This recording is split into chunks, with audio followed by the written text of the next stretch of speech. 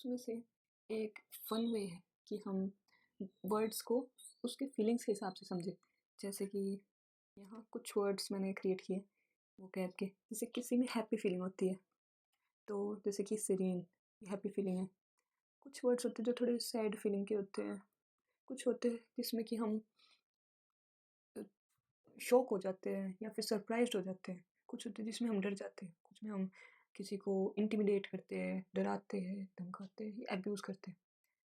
कुछ होते हैं जिसमें डिस्गस्टिंग या इरिटेट हो जाते हैं।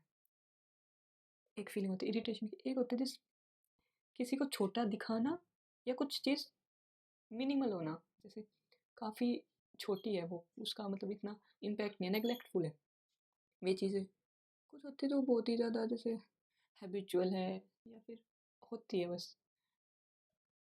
कुछ सस्पिशियस चीज़ होती है। सस्पिशियस के लिए ये सिंबल था वैसे।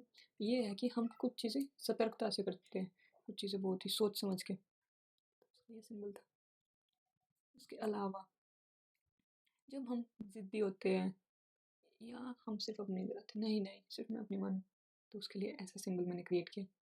अगर हम किसी की बात मान लेते हैं, ओबीडियंट है, तो उसके लिए या फिर रनिंग, ये रनिंग का सिंबल ऐसे था कि हम वर्किंग है, हम हार्ड वर्किंग है। फ्रिवलेस मतलब फ्रिवलेस इसका एक एग्जांपल है वैसे काफ़ी कि मतलब बचकानी हरकत करना, जोकर की तरह। जोकर एग्जैक्ट तो नहीं होगा, वो है कि सिली मिस्टेक्स जैसे हम कभी कभी कर देते फ्रिवलेसनेस ऐसे। टूवर्ड्स डिग्रेस ये है कि मतलब कंफ्यूज्ड हो गए, समझ नहीं आ रहा क्या करें। ये है कुछ परफेक्शंस या फिर कुछ ऐसे वर्ड्स जो कि किसी स्पेशल इंसान, एमेच्योर के लिए नहीं, प्रोफेशनल्स के लिए यूज़ किया जाता है। ये ऐसी कि कुछ चीज़ सही है उसके लिए। तो अब देखते हैं हम कुछ सेंटेंसेस और ट्राई करते हैं ये समझने का कि कौन से सेंटेंस में क्या वर्ड आ सकता है। जैसे कि the gentle morning breeze through the ancient oak trees creating a perfectly dash atmosphere that instantly melted away the week's stress। इसमें हमें ये समझ आ रहा है कि हम अपने जो पूरे हफ्ते की स्ट्रेस थी उससे राहत पा रहे हैं। सुबह सुबह हल्की हल्की हवा चल रही है, पेड़ हिट, तो हमें कैसा फील होगा? हैप्पी। तो उससे रिलेटेड कोई वर्ड हो सकता है, तो यहाँ हम सीरीन यूज़ कर सकते हैं।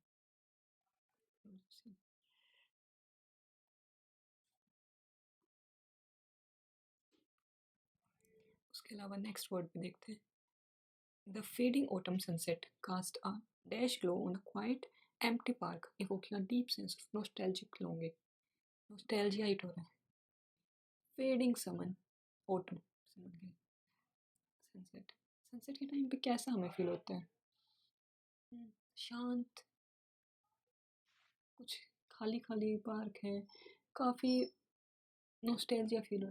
तो ऐसा कुछ है जैसे ठहराव, तो इसमें कुछ सैड टाइप आ सकता है, तो मेलानकोलिक।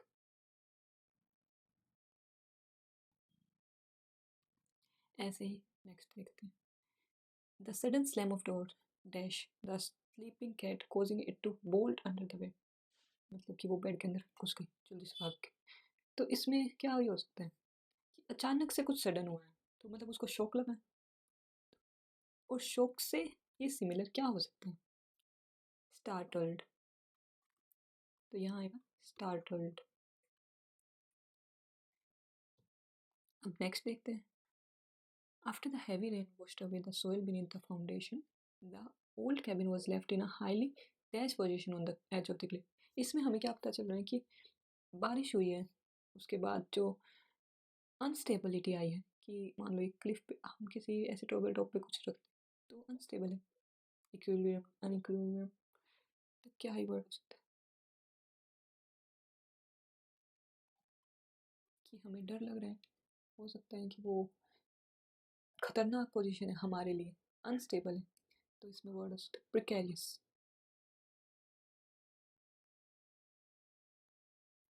Precarious position on the Cliff.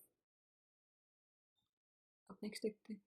The rival candidate try to win the debate by casting, इसमें तो मैंने आंसर लिख ही दिया और साइड नेक्स्ट वाले में कि एक राइवल कैंडिडेट है, वो डिबेट को विन करना चाहते हैं, तो मतलब उनमें लड़ाई है।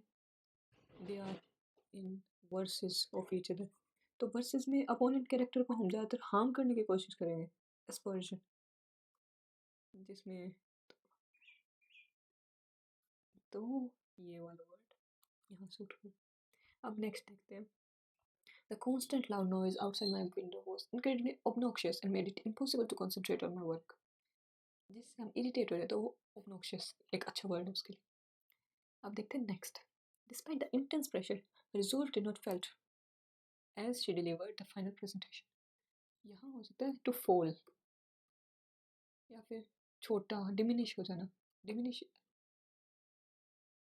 ये किस एक सेंस में कह सकते हैं diminish हो जाना।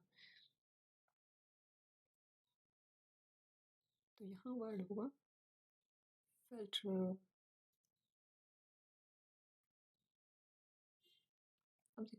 She started out the window, completely distracted from her mundane morning chores by the sudden downpour outside.